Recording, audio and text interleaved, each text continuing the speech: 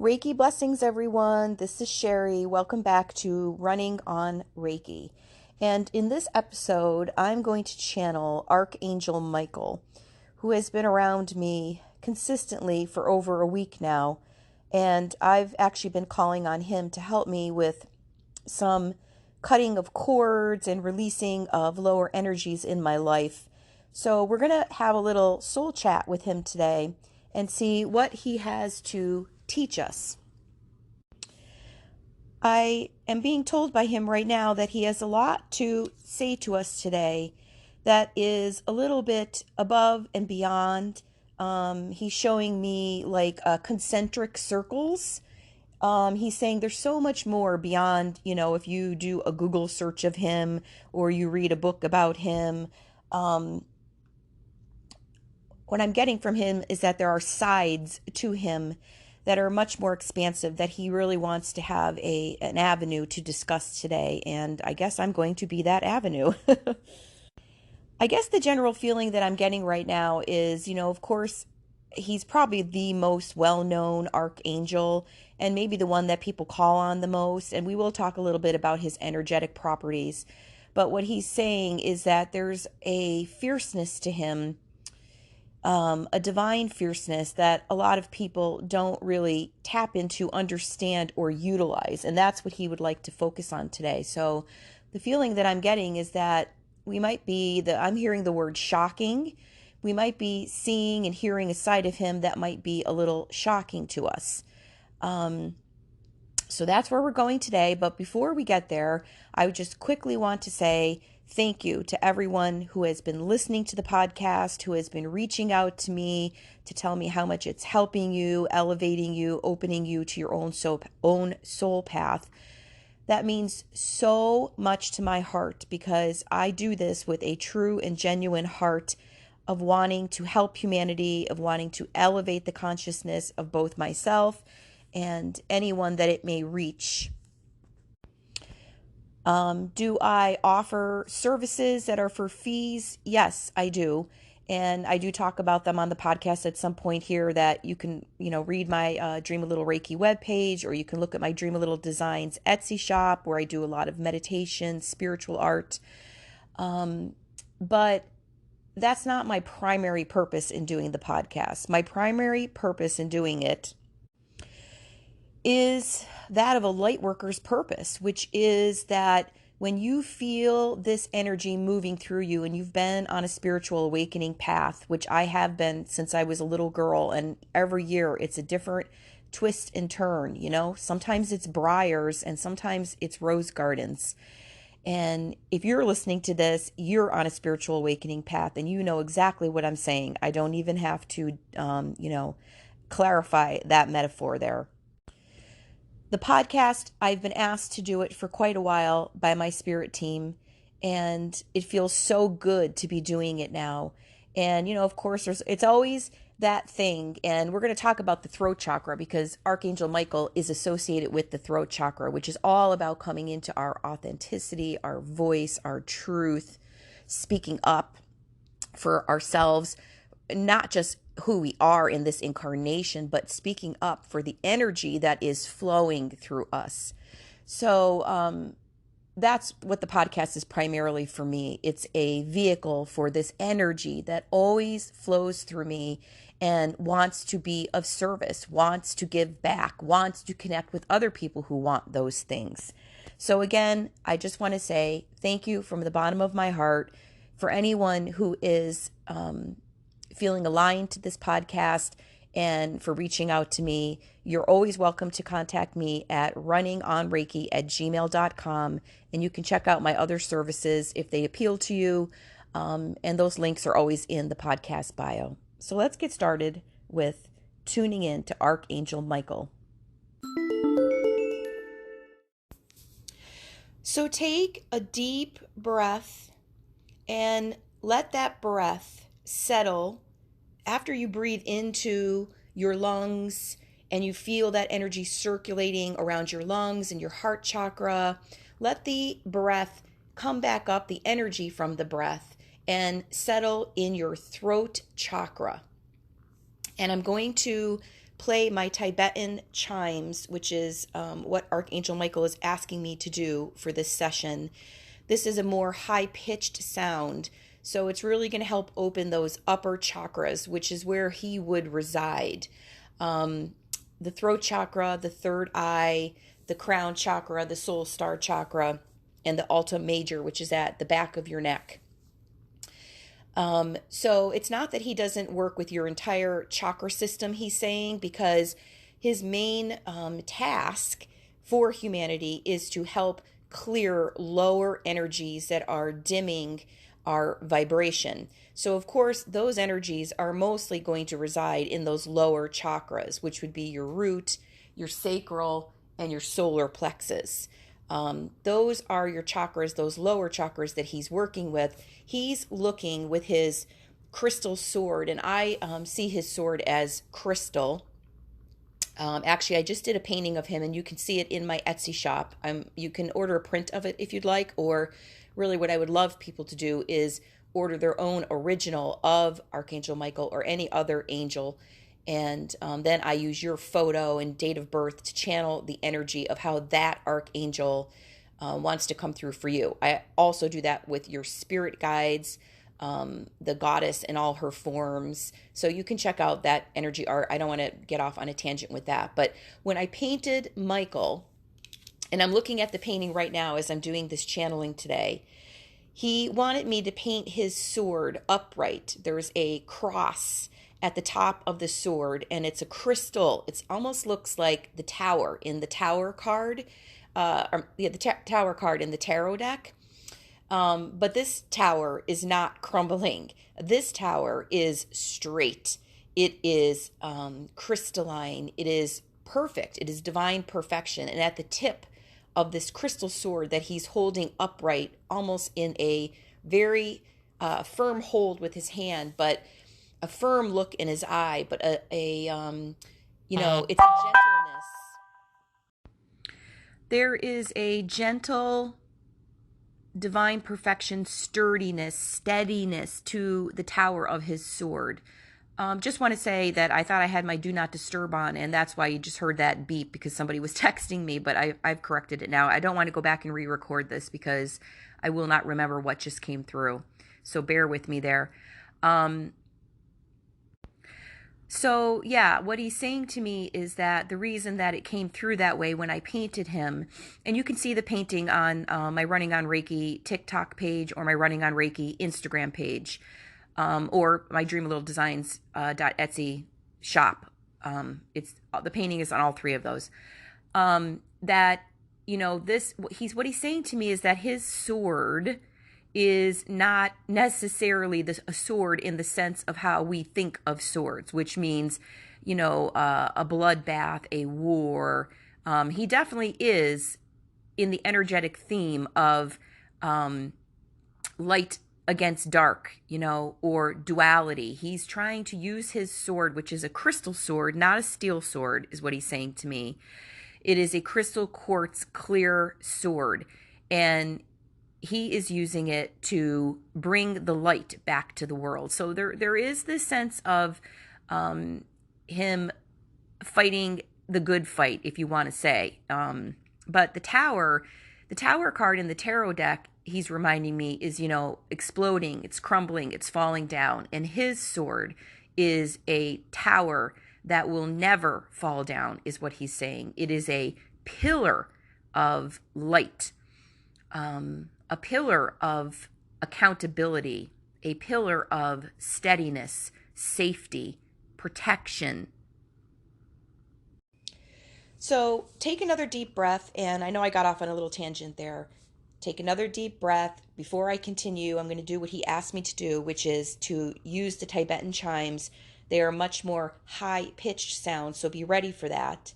And this is to open your higher chakras to the wisdom he's going to bring through to us today, which will then, in effect, because our chakra system is up and down our entire spinal system, the energy of this sound will be him coming through, aligned with your breath. You're breathing him in, and then when you take the out breath, You're breathing out all impurities in your system that are holding back your authentic voice.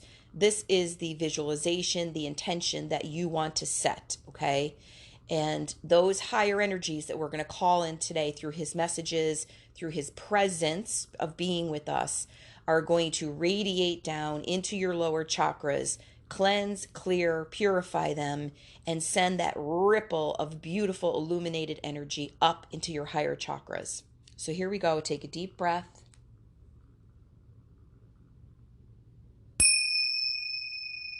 Chakra, chakra, chakra. Sehiki, sehiki, sehiki.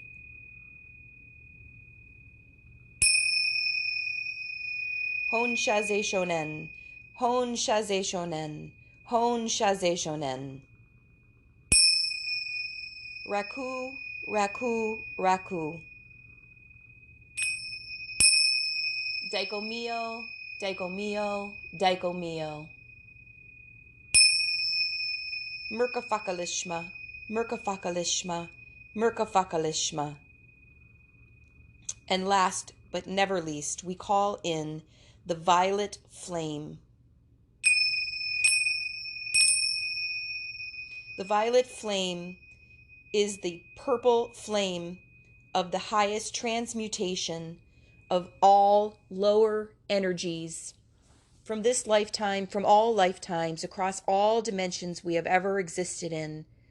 We call on the violet flame and we see it merging with the crystalline sword, the pureness, the truth of Archangel Michael, the confidence, the courage,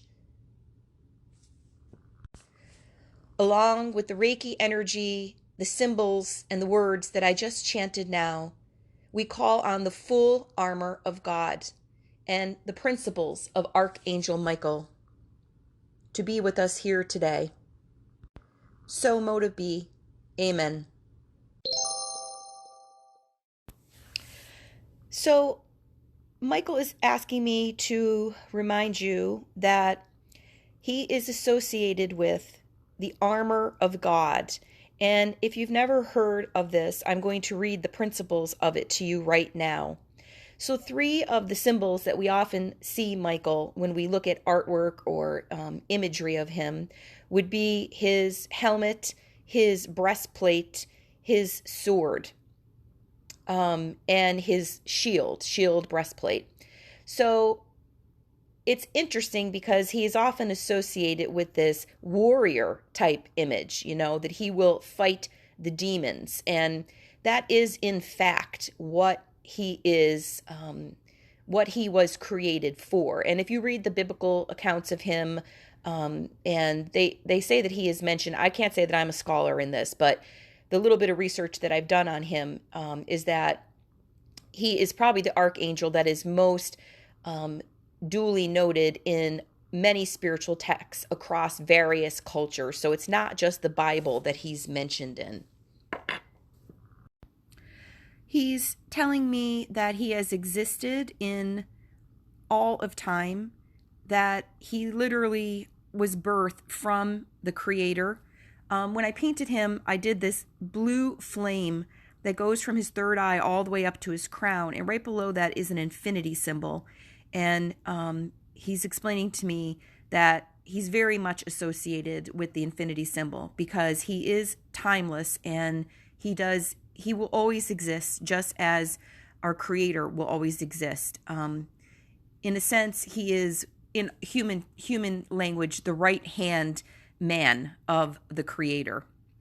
Michael is almost always depicted as a male, and I think that probably is associated with this whole idea of him being a spiritual warrior for God. We think of men as being the warriors in our society, but he's wanting me to say right now that if you ever feel his energy as feminine, as this fierce, furious, bold, big feminine energy, that you should absolutely tune into that if that is the way that he is coming through for you. So the principles of Michael fall under what is called the full armor of God.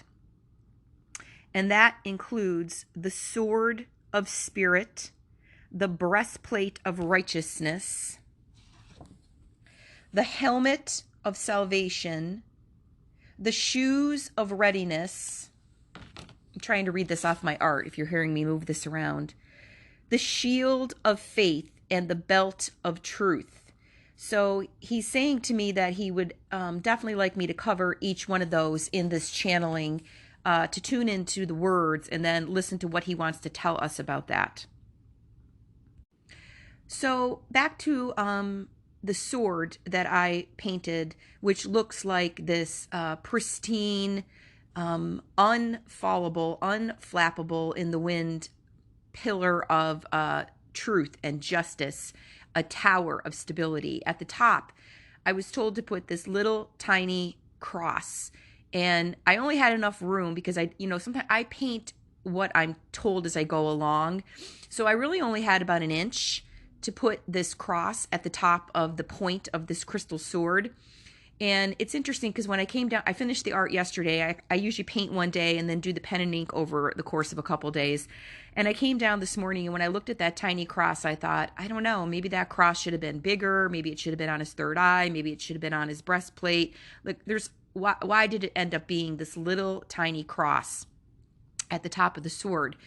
And what I'm hearing right now is, but if you look at the whole of the art that you painted, the cross, even though it's so tiny, really stands out more than anything else in the painting. So he's wanting me to tell the story of my Catholic upbringing, a little bit of the story. If you've had a Catholic upbringing, you got a big, long story just like me. But the part about the cross, and so that we can ruminate on the cross vibration here for a second.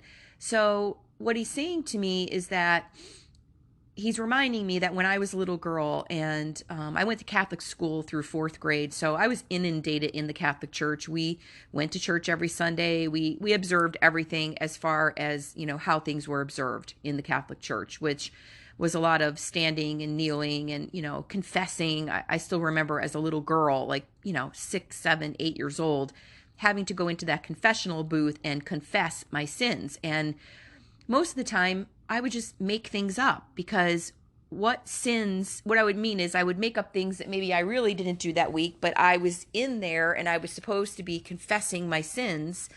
And I felt that if I didn't do that, that I was bad or I was wrong. So I would say things like, I fought with my brother, I disobeyed my parents. What else would a 6, 7, 8-year-old, 9-year-old say? I never really got in a fight with anybody at school. So no, that's not true. I think it was mostly those two things. And even if I didn't do those things that week, I would say those things because I thought that was what I was supposed to say. And I'll never forget that feeling of saying bad things about myself that I knew was not true. So right now I'm trying to tune in why he's asking me to remember this story, because it's painful. And what does it have to do with this little tiny cross at the top of this crystal tower sword? Well, what he's saying to me is that, do you remember when you used to walk into your church and there was a massive statue, more than life size, of Jesus dying, bleeding on the cross with his thorns right at the entranceway in the lobby, and how you would tell yourself, don't look at it as a small child. You had to pass through that lobby to get into the church, and how very upsetting it was to you to see that image of this man who supposedly died for my sins. Okay, I'm seeing the connection now. And that is, I think, where the guilt and the shame came in with the confessional booth as a small child, because I used to think, well, so because there was no real discussion of these kind of things. I guess, I can put it into adult words now, but as a little girl, I didn't know how to say to anybody, I don't understand, like me fighting with my brother, or me disobeying my parents, or me not cleaning my room. These things meant that this man had to die. He died for me. So when little children are indoctrinated into a religion, whatever that religion might be, and its principles, and there's not, clarity, there's not discussion with parents or figures within that system, there is a lot of confusion that happens, and you carry that inside you, because I now understand as a energy healer and worker that everything is energy. And if we don't process energy to a place, and transmute it to a level of deeper clarity and wisdom, and integrate that within our thought patterns, our beliefs, our actions, our reactions, when we don't do that, we create blockages in our systems. And blockages in our systems, energetic blockages, create a lot of dis-ease in our physical body. But when we have a long-standing blockage in our system, which really is a lower vibration, a fear-based vibration, and anything that would fit under fear, confusion, abandonment, manipulation, you can name the rest of them on your own. I mean, if you name a feeling, an emotion, an energy, you can very quickly say to yourself, is this fear? Do I store this as fear, or do I still store this as love? So what happens with those fear-based emotions is that they will then attract lower energies and entities in the multiverse, the multi-universe, the multi-dimensional universe, that are of a lower form. And they can attract tangible things in tangible form, people, job situations, money situations, relationship situations. Of course, they can attract those kind of things into your life where you think, why is this particular pattern with this particular thing, situation, person continuing for me? But what they also can attract that most people are not aware of is energies and entities that are from other dimensions that are not in form, but actually can also attach to your already blocked energy and begin to, in a sense, live off of it, feed off of it, and try to keep you in that lower density energy. And that is what Michael's primary task is to help us recognize those energies that we have been carrying around forever, and to use his sword to basically illuminate. He doesn't like this imagery of like he's slicing something away, is what he's saying to me. He uses his sword as divine justice, divine truth, to clear energy. It's not a battle in the sense of how he's clearing the energy from you, but it is, in a sense, a cosmic battle of, angelic versus demonic energies.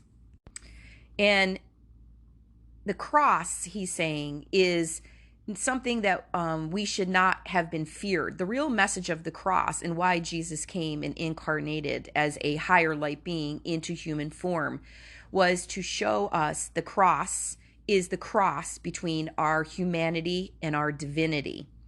And it's understanding that we will play out both of those parts when we come to planet Earth, because that is the premise of this planet. It is an Earth school of duality, polarity, of living those experiences, learning, growing, evolving, letting them go, and then evolving to the next state of expansion for ourselves. That is what the cross truly represents.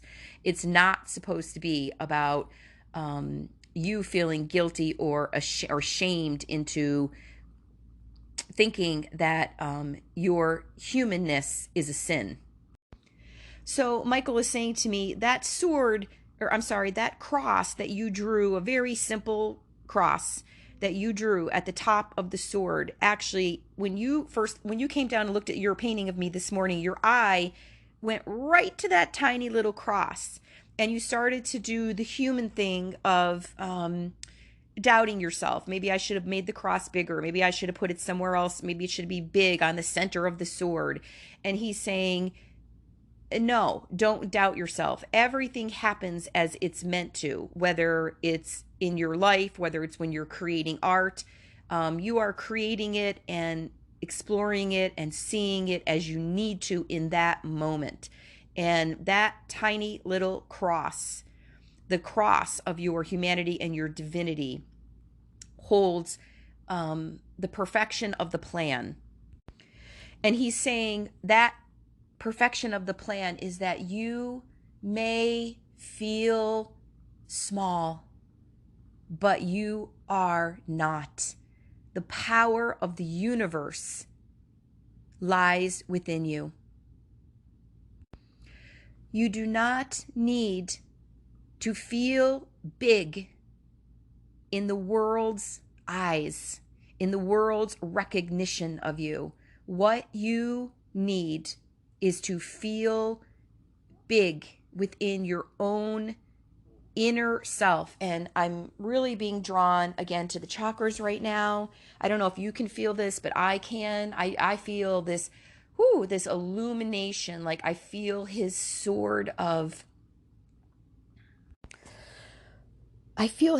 just all lit up, and it's up and down my spine. It's more like a wand, but it's this idea of step forward into your power and your potential with confidence and with courage. Because what do you have to lose is what he's saying. What do you have to lose? The feeling that you're holding on to right now, which is, I'm not enough, I can't do it, what will they think? Do you not want to lose these thought patterns, is what he's saying?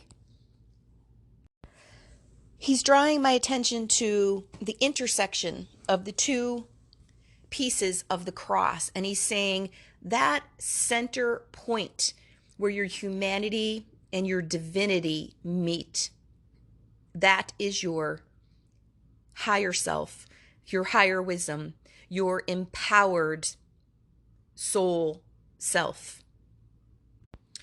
And that cross, when you see it, the imagery of it anywhere, is and should be eternally a reminder to you that you can step into your power just as Jesus did, that you are a being of higher light, and most assuredly a light worker if you are listening to this podcast. And your time is come now.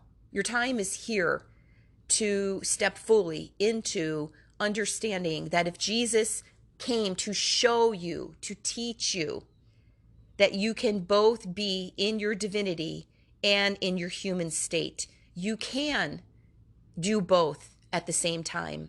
One is not better. They are on a continuous spiral. The spiral goes in. You start the spiral. You walk the spiral to the center. This is your life, your human form. You're walking along, you're learning, you're growing. Hopefully you are applying. And you get to that center with something, and you do the shadow work. You understand how these beliefs were cultivated in you, how these perceptions, these patterns, these reactions, the way your relationships go, the way you view yourself, your self-love. And you get the clarity, the cosmic clarity comes in, and then you take that and you walk back out the same way you came in, but now you are going back into your human form again, but now with a understanding of how you want to apply that. And what he's saying is, each time you do this with your shadow work, with your lower energies, you become stronger in your soul. And this is the walk of wisdom. The reason Jesus came as a higher light being into human form was to model for you that you can transmute, you can rise above the lower energies of the earth world. It is possible. And there will be moments of being overwhelmed and being scared within this journey. Yet it is the journey. It is the reason why we are all here. We're not here to get the big office. We're not here to have the perfect marriage or friendship. We're not here to get all the tangible things that we dream of, that we think will make us happy, the big home in the nice neighborhood. It's not that these things are bad or wrong. It's that they're not why we're here. We are here to do the walk of wisdom in and out, and back again, over and over and over. The only ladder we are climbing, the only tower we are climbing is back to where we came, back to union with our Creator. And everything that we're seeking outside of us is because, and when we fall as humans, when we let our emotions, our thoughts, our actions crumble and fall like the Tower card in the tarot, when that happens, it's our duty to not judge ourselves, but to understand that something is crumbling and falling because it needs to fall away. It needs to be seen for what it is, and new, higher choices need to be made so that you're moving from the bottom of that tower to the peak of that tower at all times. You're not here to gather and gain anything that is in tangible form, for all of that will dissolve and fade over time. The only thing that will remain is the freedom of accepting the walk of wisdom. That's a phrase that he's using over and over. I hear it coming out of my mouth, so I know I've said it a couple times already. The walk of wisdom.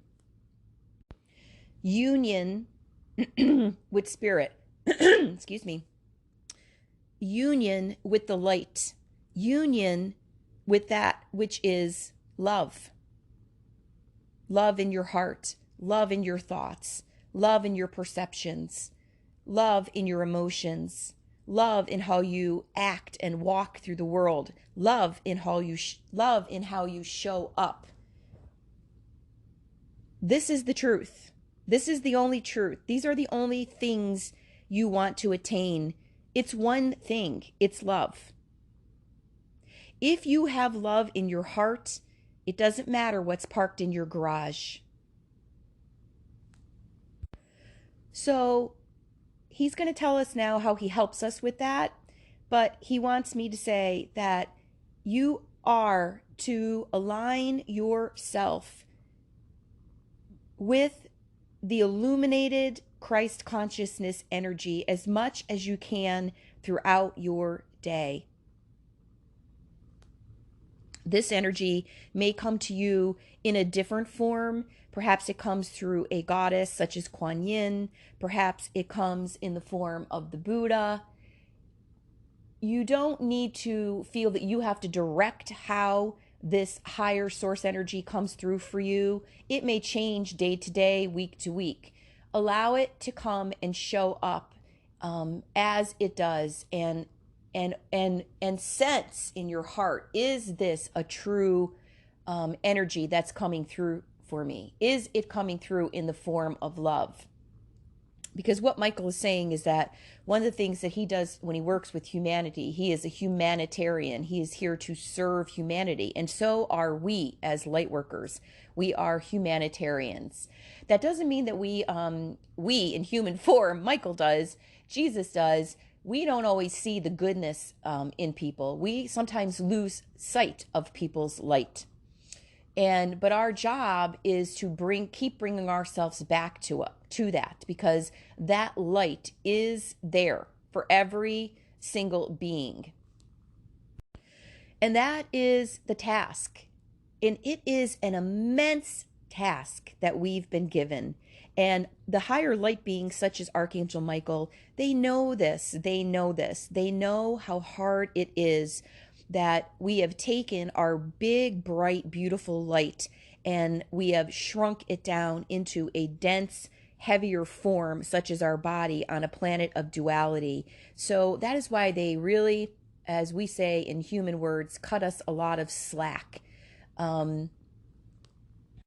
Because they know that we are remembering the truth of the light.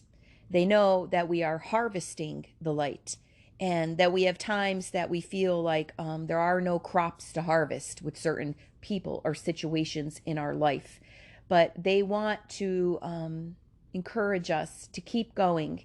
And what Michael does is he's always, always there with you. He's always working on that, of nudging you toward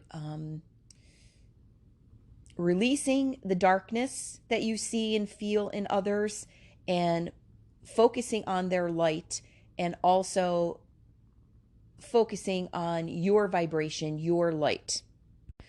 So what he's wanting me to say now is that there are energies within the earth plane that hover around us, within the galaxy, within the galactic consciousness. There are energies, sometimes as light workers, and I know I went through a phase with this, and I'm just coming out of it now, of only seeing the light, or only, as he's saying to me, only wanting. You've only wanted to see the light. And somewhere on our path as healers, light workers, empaths, those of us who came here to serve the evolution, the spiritual evolution of the planet, we will encounter darkness. And a lot of us do not like those biblical words of Satan, demonic, or evil. But he's saying whatever word you want to use for it, you will need to face the fact. If you just want to use the word dark or darkness, if that makes you feel more comforted, he's saying you will have to face the fact that these energies do exist. When I painted him, he told me to put this reddish brown, dark red color behind his head. And if you look at the painting, after you listen to this on my pages, you'll see it. And at first glance, somebody might say, well, the color red is not really associated with Michael. Everybody who has followed him or tunes into him knows that his energy is really the blue indigo ray, and that light frequency, which again is all about the throat chakra. But he wanted that red energy behind him because he said to me, that is my primary purpose. I am a prince of peace, peace for humanity. And I will always have the devil at my back. And if you live in an earth incarnation, you also will have the devil at your back. And the point is to keep the devil there, keep the devil behind you. And that is what he's primarily standing up for us. He's saying that there is light and darkness in every human that walks the earth. And if you blind yourself, consciously blind yourself, and only see the light, then you are opening up the opportunity to be taken over by the darkness. Now, this does not mean that, and this can happen, this can happen on a spiritual journey too, where you might have a period of time where you are completely taken over by the darkness. You may, and this could be happening to a lot of people now with everything, that there's so much division in the world, and this whole concept of right and wrong and good and bad, and, with everything that's going on with the pandemic. We have to be aware that the darkness is there, but we always stand within and for the light, is what he's saying. That is what he's here to help us with and to teach us. There's a fine balancing act here that, when you only see the light or you only see the darkness, then you're only seeing a part of the story, is what he's saying. And he's showing me Star Wars now. The movie Star Wars. Who doesn't know about the movie Star Wars? Probably one of the biggest movies of all time on planet Earth. And the reason why is because that story is the story of our planet, of our presence on planet Earth, which is the good, the light and the dark, and which one will win, which one will, we relate to that storyline because we see a lot of the characters sometimes lose their light. And then some of the darker characters like Darth Vader, we see those moments where we see the light come into him. So we see both sides of the story. And that is, it's an epic story because it's not just an imagined sci-fi. It's actually the reality that we're living. So what Michael is saying is that if you have periods in your life where you become very cynical, very angry, very rageful, because of things that have happened to you in your life, you need to remember nothing happens that you haven't given permission to. That doesn't mean that you allow people to abuse you or betray you, abandon you, manipulate you, walk over you. It doesn't mean that at all. But the comfort, the freedom comes in when you understand that you chose to come to a planet of polarity. And in your soul contract, all of the players came together for the ultimate lessons that would be learned. And those stories may start out in light and seem to end up in darkness, but anything that comes to an end, and this is going to parlay into the next thing he wants to say, which is there are times that things need to come to an end in your life, even if it is a cherished family member, friendship, whatever situation, whatever that situation might be. It may feel like it's coming to a really strange, abrupt ending, but if it seems to be going like a steamroller and you can't seem to do anything to stop it, then you may need to come to a place where you understand this thing that was once light is now becoming dark and it's no longer serving me. I'm actually needing to release this to create a higher wisdom space, to get the higher wisdom, to create the sacred space, to get to the next part of my evolutionary path. So there's always a balance of light and darkness within us and around us. And our spiritual task is to keep the whole picture of it in balance. To not be so naive or vulnerable that we only live in the light and we refuse to understand that this is also a planet of darkness and shadow that must be seen, must be acknowledged, must be processed. And sometimes that's the better place to live, even when we're not looking at the darkness. I know I lived there for a lot of years. And it sometimes got me in a lot of trouble because I would draw people to me that had really bad intentions for me, and I didn't see it. I didn't see it until it was too late because I only wanted to see the good. I only wanted to see the light. Other times, living as that kind of person that only sees the beauty and the light in everything and everyone was really great because of the fact that I was feeling that and I believed in it so wholeheartedly and I trusted it. There were times that I was in the presence of people where their energy was low, but because of the things that I was radiating, saying, doing, reacting with them, I was able to draw them back into the light. And that absolutely is a beautiful skill to have as a light worker, to be able to alchemize the energy and transmute it like that. But you need to understand that there will be times that you're not going to be able to do that. And that's when you need to know how to let go. So sometimes it does seem better to live in that place of only believing in and seeing the light. It can be more comfortable overall than being a person who only sees the cynical side, the darkness, the bad in people, is always plotting revenge, thinking that the world is against them. That is really, to me, a very low demonic energy. And I would never choose to live there versus always just living in the light. But the truth is that you want to find the place of balance, because then you have spiritual clarity, discernment. I mean, discernment is a word that means that you're able to look at a situation and you're able to see it for what it really is. And then you're able to make the choice for you that is best in that moment. Now, the next thing he's wanting me to talk about is about the concept of the devil. And I don't want to scare anybody by talking about this. He's saying start out by explaining that it's a a word that has a connotation attached to it of hell and brimstone and the devil getting your soul is what I'm hearing.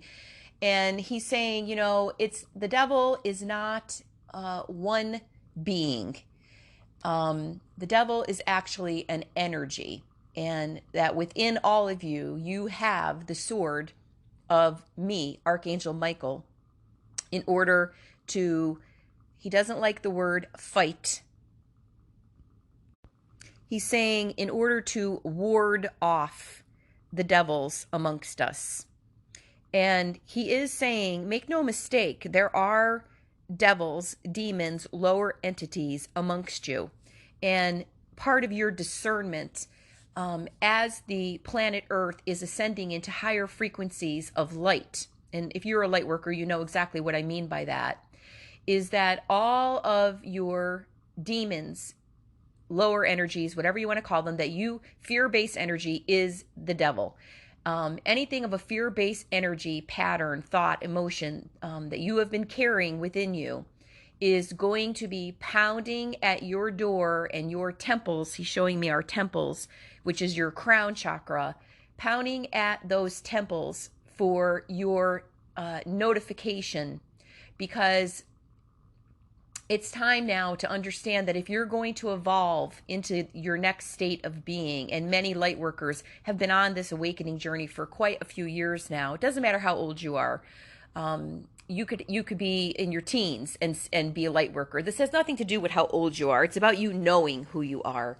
And even if you feel like, well, I know who I am, but I also know I'm not putting myself out there and showing my gifts, sharing my gifts, shining my gifts. You don't need to define yourself by that. You just need to know who you are. And if you know who you are, that's the first step. And you may be going through a period, or will go through a period, where there will be a lot of banging at those temple doors, he's saying. I love this analogy. It's just blowing me away. At your crown chakra, there's going to be a lot of banging at the temple doors. I'm seeing like this big knocker, boom, boom, boom, boom, boom, boom. All those demonic energies coming up to be dealt with. And that is what he's here for, is to help us with that. Because you cannot rise into your true power without awareness. You have to start with awareness. Then you have to move into allowance. Okay, this is happening. This has happened. This has been a pattern in my life. Am I going to allow it to kind of step on my neck and hold me down? Am I going to allow it to pound on my doors and frighten me forever? It's almost like the demons are coming out from the closet. They're coming out from under the bed, and they are literally pounding on those temple doors because they want to get in, and they want to stop you from stepping into your true power and what your gifts are and what you came here to serve with. Are you going to let that happen? The pounding is going to continue until you start to be aware of it, allow it, and process it, because everything that's coming up is coming up to be healed. And often when you're going through a dark night of the soul, or you're doing a lot of shadow work, you're thinking, wow, what is happening right now? I'm losing things left and right. People in my life that are out of control in a certain way, they seem to be even more out of control, and they're expecting me to be responsible for their behavior. Perhaps you're in this, the victim perpetrator. You're in a dynamic like that, or you're in a codependent dynamic, or you're in a martyr dynamic. Those kind of situations are going to get louder and more pounding, because you need to step into again, Archangel Michael is about the throat chakra. You need to step into that throat chakra, step into your voice and say no. See, when we're a person who walks in the light and only sees the beauty in the light, this is where we drain our power. We think, oh, how could I be draining my power? I'm always in the light. You're draining your power because you're not setting boundaries. You're not saying, this is not working for me anymore. This is not serving me. This is not okay how you're doing this to me, or you're pulling away from me, or whatever it is. Fill in the blanks in your own life. So those demons that you've been hiding from are no longer, you can't squelch them. You can't lock them in the closet. You can't push them under the bed. If you're like me, you're waking up multiple times at night and you're having flashbacks of things that happened in your childhood where you were maybe picked on, or you were taken advantage of, or times that you tried to love somebody and see their beauty and they ended up betraying you. Everything is coming up to be felt, to be seen, to be heard, and for you to have discernment and to start to make higher choices, to get get to that point on the cross between the divinity and the humanity of you and say, this is my empowered state. This is what I need right now, and I'm going to stand up for that. So that devil energy is very much real. And if you are continuing to allow yourself to stay bridled in a situation that is bringing you down, what happens is energies and entities that exist in the universe will then attach to that. So if you are keeping yourself in a lower vibration on top of that, like maybe you're involved with a patterned way of drinking, smoking, gambling, pornography, excessive shopping, and the building of workaholic, anything that you could think of that you're doing in excess that's actually taking away from the flow and the beauty and the joy of your life.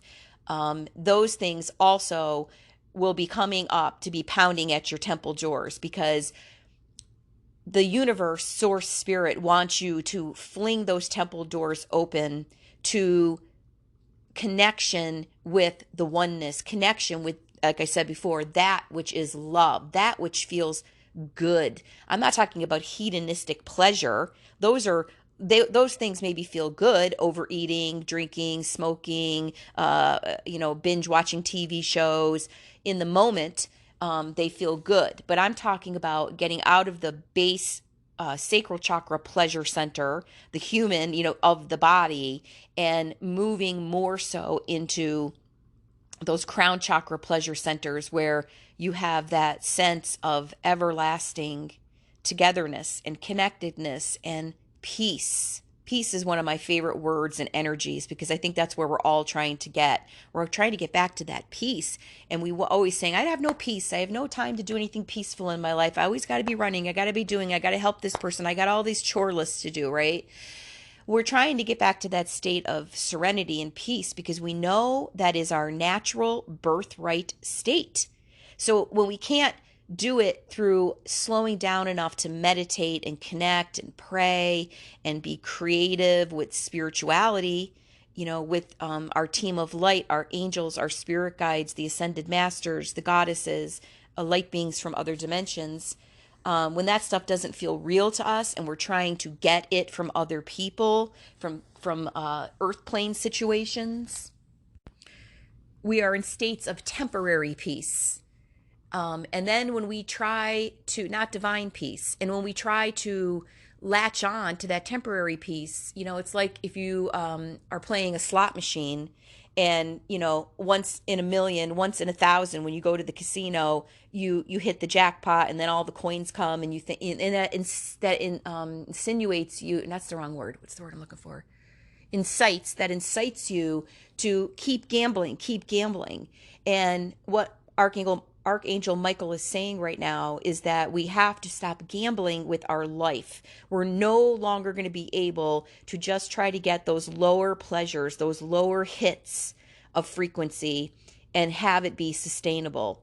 It's going to start to make us sick in our thoughts, sick in our heart, sick in our emotions, sick in the way we interact with other people. We have to reach for the light. But be aware of our darkness and the darkness of other people. It's a very fine balancing act, but he's saying we are called to it. It's the mission of coming to planet Earth, and we would not be sent here if we were not capable of it. You know, and the motto of the Lightworkers is this: each time we focus on our inner peace, our vibration, stay within our alignment, every activity that we do that is a reflection of that, every kindness that we do that is a reflection of that, whether other people know about it or don't know about it. It could be just meditating every day for world peace for an hour as part of your day. It could be doing your gratitude journal every day and no one knows that you're doing that. Or it could be actually going out into the world and doing things that are seen and heard and noticed. It really doesn't matter. We know as light workers that when we are doing these things, and we are coming from that place at all times, that we are raising the vibration of the planet and that we are helping. That's what we are here to do. So don't ever doubt that you need to do anything else besides stay in your peace, work on your own darkness, elevate your own light, and then radiate that out however you do, even if it is sitting and reading a spiritual book like the Tao Te Ching as part of your daily meditation, even if it is painting like I do, painting the angels, painting nature, going out, photographing nature, and then ruminating on those pictures and meditating with them and trying to understand the higher wisdom that nature was trying to teach you. There are an endless portal of opportunities, Michael is saying, for us to raise the vibration of ourselves, our fellow human beings, and the planet. Okay, so what he's saying is he wants me to talk about discernment a little bit more. And he's saying that lightworkers especially, but everybody, and that doesn't mean that, I don't say that in a way like, oh, lightworkers, healers are, people who are aware, who are awake or conscious of the bigger principles of the universe and why we're all here. It doesn't mean that if you are awake to that, that you are better than other people. It just means that you are awake to your divine duty. And so now that you're awake to it, you do have a divine responsibility to follow through. So he wants to talk about protection now and discernment. And what he's saying is that because the frequency of the planet is continuing to elevate daily, that there is going to be a rising up of lower, more demonic type evil energies that, want to stop that from occurring. And when those energies or entities attach to you because you are engaging in behaviors that are feeding your lower chakras and not your higher chakras, that they start to drain your energy. Now, they can come from things that you are doing yourself, to yourself, or they can come from situations that you're leaving yourself in, like perhaps you've been at a job for 5 years that you absolutely detest. And every morning you get up and every night you go to bed and you say to yourself, I'm in misery. I don't want to be doing this. I don't feel appreciated. I don't feel this is even my path or what I came here to do, but I need the money. I need the stability, whatever. I'm not saying, or neither is Michael, that everybody should run out and quit their job, but you have to become aware. Again, awareness is the first step. How much longer am I going to let this path continue? How much longer am I going to stay away from my purpose? Because when you're staying in a situation like that, you are in such a low vibration that what happens is lower energies are able to attach to your system. They actually leech onto your body, your thoughts. Think of it as if it was a stalker. Think of it as if it was a stalker in human form, where they're stalking you online or they're stalking you. They figure out where you live. I mean, that's scary. Even when I just say that, it really sends a fear vibration through me. But the truth is that we have non-form stalkers. And what they do is, think if you have a stalker online, they watch everything that you're posting. They feed off that every day. They get up and they think, oh, what's she posting today? What's he posting today? And they want to see what it is, and they get a little hit of energy from it. It's almost like a sense of fuel. So things that are of a higher vibration are fueled by higher vibrational doingness, beingness, activity. And it's the same thing for things of a lower vibration. So it's very important to be aware of how energy is flowing in and out of your system, discerning I don't really haven't felt good for a couple weeks. I've got this weird pain that comes and goes in my jaw.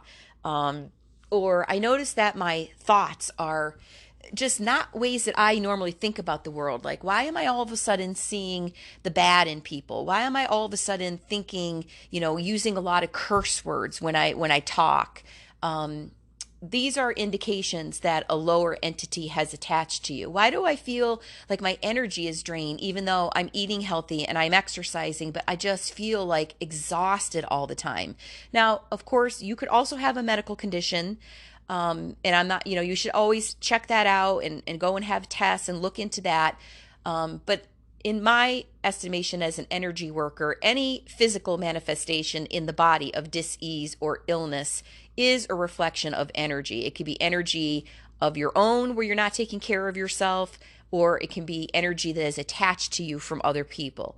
And if you're an empath, which means that you really pick up on energy and frequency around you, you are already a magnet for other people's energy. And entities can literally jump off somebody else if they are very low energies of hate, rage, anger, bitterness, depression, sadness, whatever it is. That energy can actually jump off somebody onto you, especially if that person is consciously having obsessive thoughts about you, wanting you out of their life or out of somebody else's, another person in their life. They want you away from another person that they think that they're protecting. So without elaborating on that too much more, what Archangel Michael is saying is that we have to come into our full discernment, and he is here to help us with that. We have to notice that these things are happening around us, that we are picking up on other people's energy when we go into situations where there is a group of people, and we have to learn how to put up a shield, his sword, his breastplate, his helmet. We're putting on that full armor of God. And we're doing that from the minute we wake up in the morning, and then using a prayer or a meditation or a visualization at the end of the day to do the same. So you can do some research on this. There's a lot of information on it anywhere you would look on social media or in books. But some people call it a surround, ground, protect. And then release is also a very big part of that. So surround would be that you visualize and you actually can say the words come out of your mouth, where you surround yourself however you want to in that which is the highest, purest, white, divine light frequency. You can call in Archangel Michael, you can call in Jesus, you can call in any being of light, and especially your higher self and your light team, and visualize however you want that. It could be the shield of light around you, it could be an orb of light, whatever works for you. This is something you should be doing every single day. Ground means you ground into the higher frequencies of Mother Earth. I always say I ground into Gaia, the pureness, the nurturing energy, the replenishing energy of Mother Earth. I ground into the inner Earth, Shambhala, and the higher light beings that live there and are always attempting to assist us. And for me, I ground into Avalon because I feel very connected to Lemuria and Avalon.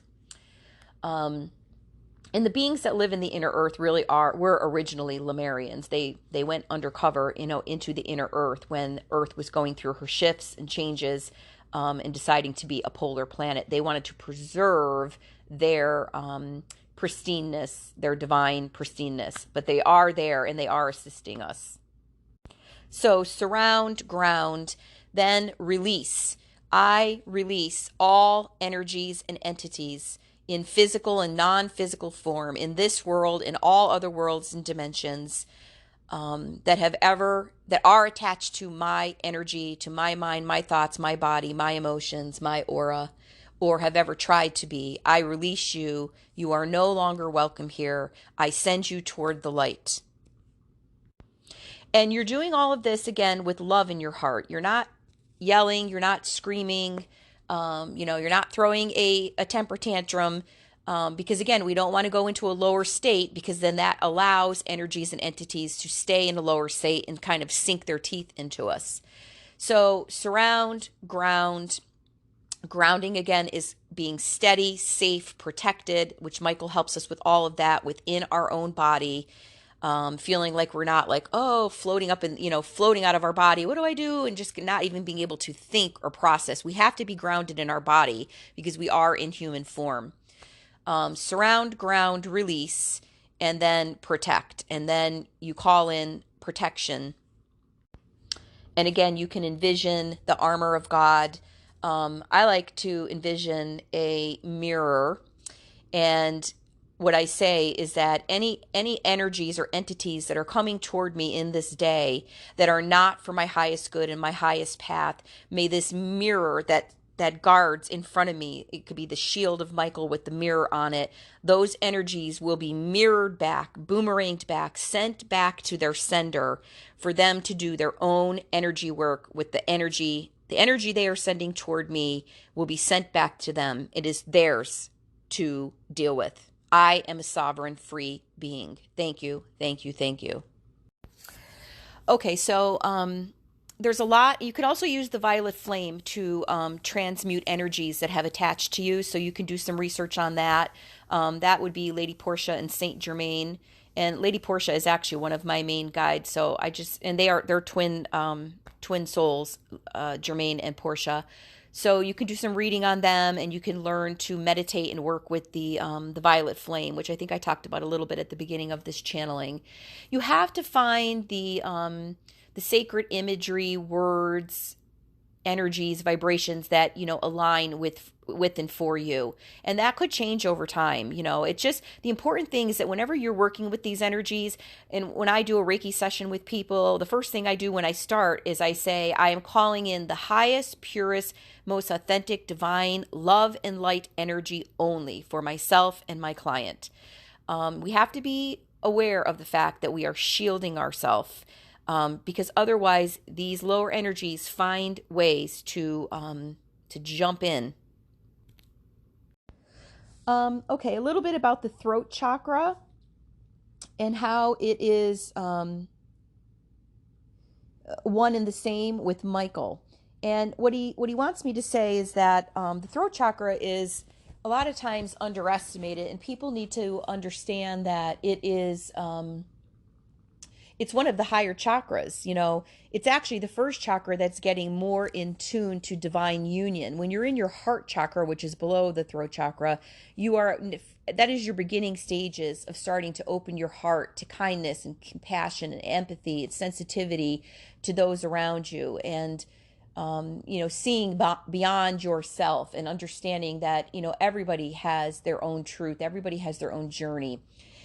But then you move up into that throat chakra, which is the blue light frequency. And most people think, oh, that's just about, having a voice and, not cowering and speaking up for yourself. And that's true, but it's so much more than just speaking up for yourself, with your family, your friends, or your boss, and speaking up for yourself in your human form. It's really about your higher voice, and it's the center of your purity and your authenticity and your integrity, and how you walk in the world, how you talk. How you talk in the world has to become how you walk in the world. How you listen and you gain spiritual wisdom becomes how you talk, which becomes how you walk. And they're all connected, within that throat chakra. So it's very important, again, to make high, clear choices to have discernment about energy around you, the energy you're generating for yourself, the energy that other people, the things they're doing around you. Do you want to be around that energy, the energy that people are directing at you? Because sometimes people are directing specific energy at you. And it's really just about opening up to clearly seeing all of that, you know? The throat chakra is your chakra of confident, conscious choice. And he wants me to say that again. The throat chakra is your chakra of confident, conscious choice. This is where you want to reside. Once you master that throat chakra and you're aware of that in every moment of your day, am I being conscious about my choices? And then following through with what is clear for you. It's clear, you're making a conscious choice. Only when you have mastered that and staying within purity of your choices can you then move up and fully into your third eye and your crown chakra and your soul star chakra. The throat chakra is also very much about your voice and your listening and your speaking with your spirit team and with your higher self. It's not just about how you speak your voice. You know, people say, well, oh, if you're an artist or a writer or a blogger or, a screenwriter, whatever, in your human form, a speech writer, we all need to learn to use our voice in our human incarnation. But in order to do that, we have to channel it through our higher wisdom voice. And the way that we do that is by getting in touch with listening to our higher self, who is our main guide. It should always be addressed and brought in and asked for help first, is our higher self. And because it really is the archangels and the higher light beings and the goddesses and ascended masters, they really are working with our higher self. So when you build a relationship with your higher self and you listen to that voice and you let that voice speak through you, and you build a relationship with your light team, your spirit team, and you let that voice speak through you, now you're on to something. Now you have that sword and that shield and that helmet, and you are ready to face every day in a way that you never have before, with like this brilliant confidence. It's interesting because I was saying at the beginning of this that Michael's been around me for like a week, and I've actually been calling on him to help me with a situation in my life. And when he first showed up to me in a vision, I've had him show up for other people in Reiki sessions, but I've never had him show up for me personally. And when he showed up for me, he was actually wearing all white. I didn't see any blue. And he had his sword, but it was pointed down. And I thought that was interesting because I thought he was just going to come charging in, with that sword. And he gave me this look that it was so interesting. The look, he was kind of leaning on the sword, and he kind of gave me this look like he was calling me to, before he began to help with me, to come into my own power. It was almost like, you know exactly what's going on here. You knew exactly what this situation was from the beginning. You allowed it to continue. You really knew what the ending of the situation was going to be. It's kind of like he has this energy that is, he doesn't want to waste time. He wants to get right to the point. And he's very clear with you that, are you ready to do the work? Don't call on me if you're not ready to actually do the work and step into your power and see your power. It's like he was kind of saying, where do you want to go with this? Where do you want to go with this? Are you going to go into a place of depression and sadness and loss? Or are you just going to go straight to the point of understanding what the higher wisdom was and applying it? The question that people often ask is, how do I step into the power of my throat chakra? How do I overcome my fears of how I will be perceived in the world and step fully into that power? And the answer I'm hearing is by showing up, by just doing it, by doing it, even though you're scared, even though maybe you're not crazy about the way that you're coming across or you're presenting. But each time that you face something head on, eye to eye, each time you fling the temple doors open and you say, I'm not going to let the beating on the doors beat me down, you grow and you become more resilient. You become more strong. You start to see, I can do it. I can stand in my power. You know, when you go to the beach and the ocean is really wild and you go in and the waves just keep knocking you down, knocking you down, knocking you down, you don't stay under the water and say, well, I guess I'm just going to drown today.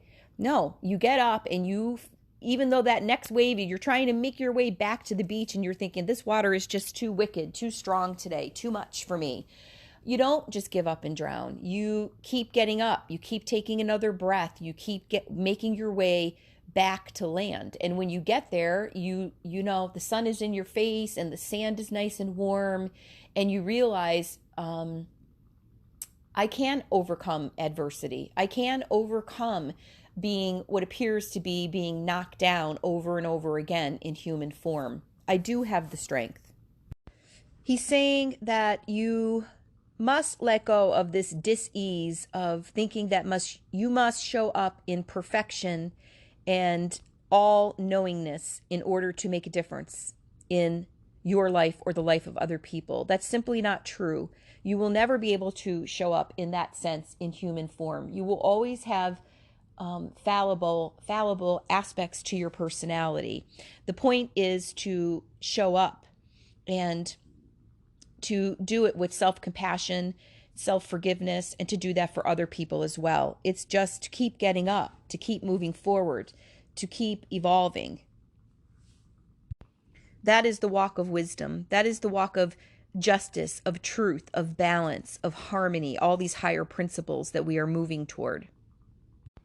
So let's go through the principles of the armor of God to close this out. And remember as I do this that what your movement forward with this is that when you are feeling in a negative, lower state, whether you're creating it, other people are kind of directing something at you, or you're in an environment that you feel you can't get out of, like a daily job right now, that you call on your higher self to merge with Michael and dispel any lower negative energies that are coming at you. So the sword of the spirit, this is, Michael is saying, your unbreakable spirit that resides within you to always move toward the light, which is your birthright. It is your swift, divine drive to get up, to get going, to get dispelling, to get speaking and walking in the light. The breastplate of righteousness. The breastplate is worn over the heart. This is about protecting, using discernment in situations that are right and good for your heart in the now moment. What is right is what feels resonating as right for you, and you must stand firm in protecting your heart. Your heart is not there to give away or for other people to make a meal of. You can keep your heart open and free and protect it with the breastplate of righteousness, what is right for you at the same time. Just like the cross, you can do both, the human and the divinity. The helmet of salvation. This is about guarding your crown chakra, your higher frequencies. It's about attuning yourself always to What would love do in this situation? How would light show up in this situation? The shield of faith. The shield bounces energy off of you. This is about having faith in your higher self, your soul purpose in this incarnation, your light team, and the ultimate faith and trust in that which created you, Mother, Father, God, Goddess. You are capable of shielding the energy of the world around you, the humanity, and you're capable of doing that because you stand firm with the shield in your divinity. Behind the shield is your divinity, and because of that, you're able to deflect any lower energies coming from humanity. The belt of truth. The belt is worn across your abdomen at your solar plexus. The solar plexus, I've done a whole podcast on this, is about your sense of personal power, who you are in this lifetime. So the belt of truth is about walking in your dreams, never giving up on them, always working toward them, having conscious commitment toward them, and loving yourself through that process. The belt of truth is about bringing your truth through your physical form into the world to help evolve the collective consciousness. If you do not know what your truth is, you will always be vulnerable to other darker, lower energies trying to bring you into their truth. And finally, in the armor of God is the shoes of readiness. I'm being shown the image of Jesus in his sandals. You know, when you wear sandals, your feet are open. They're vulnerable. They don't feel very ready to take on a lot of things. But the shoes of readiness is knowing that that readiness is built into you. It's built into your genetic code, that you were ready to come to earth. You are ready to handle all the ups and downs, the ebbs and flows, the gain and loss. You're ready.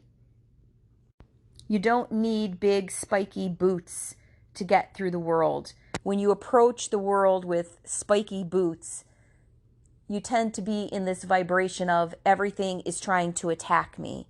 And that vibration will never bring you to a sense of peace and tranquility and divinity. You have to be like Jesus, knowing, yes, you came in with those open sandals, open to the air. You are vulnerable. You will be vulnerable. Accept that that is true, and you still can be ready. Archangel Michael is, he has a legion of angels that work to help him with all that he does to help clear lower vibrations, energies, and entities from humans. And the seraphim angels are often sometimes seen as having the face of a lion. So the phrase lion heart, I keep hearing the phrase lion heart when I look at this art that I made of him.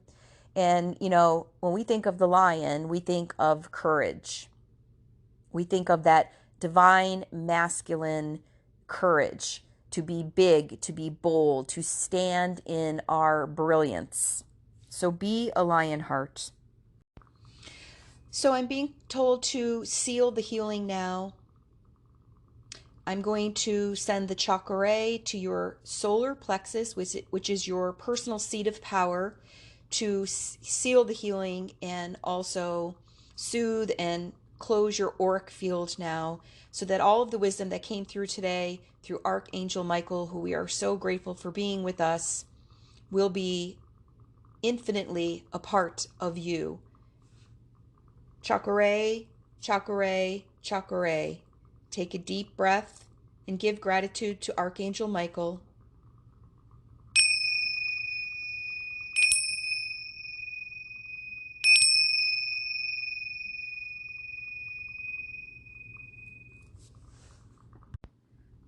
May all that you carry that is no longer serving you be put down now. You can set an intention.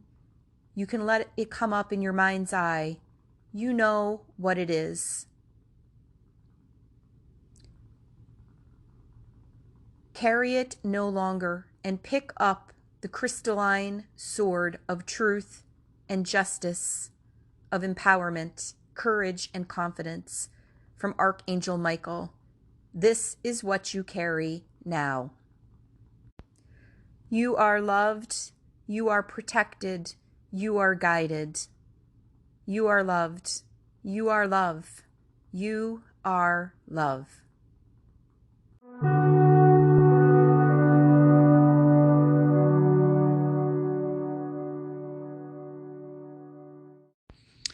Thanks everyone for joining. I can't wait to listen back to that myself. I feel like there was a lot to really unpack and work with there. And I find Michael to be a most powerful, benevolent, no nonsense kind of archangel myself. Yes, he is very loving and guarding and protective, but he also will call us to do our own work.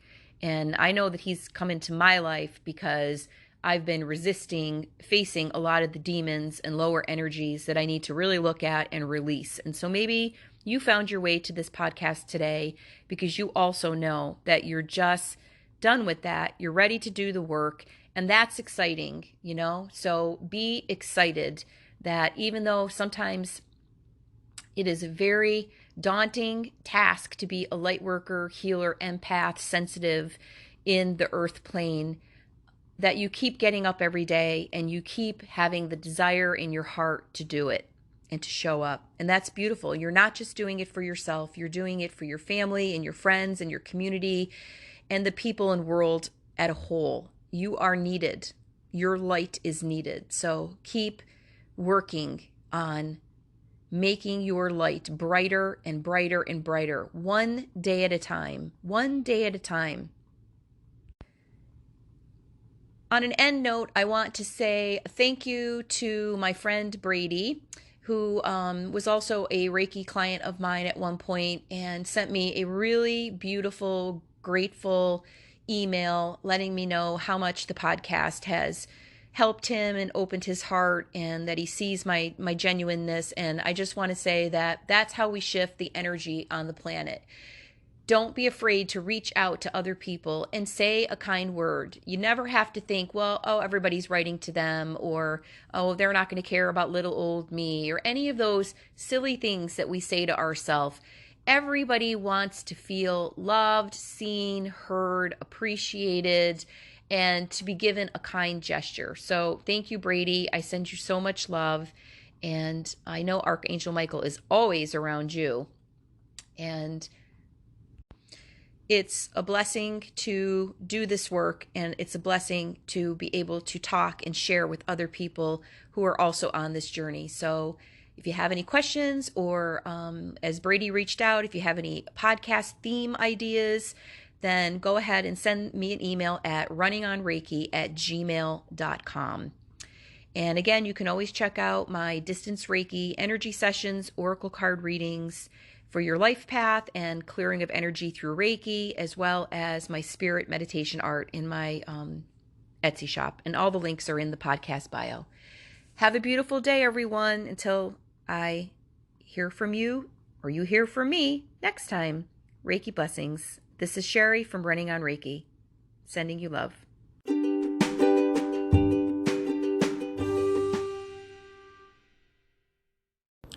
I want to add a disclaimer to this. If you are in a situation where you are being physically, sexually, emotionally, mentally abused, attacked, where you are in fear of your life or your beingness in any way, your first priority is to get yourself out of that situation. Why I'm saying this is because I would not want someone to listen to this and think, well, I'm just going to pray to Archangel Michael that he will change this other person or he will take all of the evil or malice out of this situation and I'm going to be a believer in the light that there's going to be this miracle. Can those things happen? Sure. But your priority is your your now moment. And in the now moment, if you are under distress, if you are under abuse, if you are being threatened, if people are saying they want you to die, or that they're going to hurt you in some way, then you need to remove yourself from the situation. And then once you are safe, you begin working with Archangel Michael to cut the cords to those situations that you have been in that were not for your highest good. So just wanted to add that in here, and sending you all Reiki blessings.